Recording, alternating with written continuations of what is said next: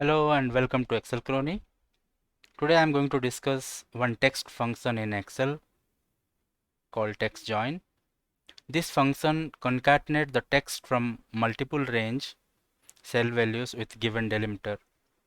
The syntax of that function needs three arguments: delimiter, separator between each text. Second one, ignore empty, whether to ignore empty cell or not. You can mention in true or false. Third one, text is nothing but your cell values or range. For example, I have SQL query and I want to pull some data from a database. Here I'm going to pull data from table employee when employee ID is this. Okay, and here if you see, whenever you are using in operator in SQL, then your IDs should be concatenated with a single quote, comma, and single quote. Okay, let's jump to Excel and try to do it.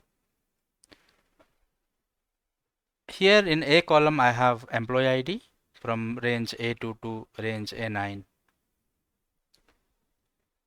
I want the output in C2 cell. Select that cell and go to Formula tab, Text, click on TEXTJOIN, delimiter, single quote, comma, single quote, ignore empty, TRUE. Remember it should be in caps. And text one, click on this up arrow and select your range. Press enter and click OK. The output is ready. For example, you are new, then you can go that way, and to Excel, then you can go that way. But you are a regular user, then press equal to text join tab, delimiter is double quote, single quote, comma, single quote, double quote, because whenever you are using any text or you are concatenating any text in Excel, it should be under double quote.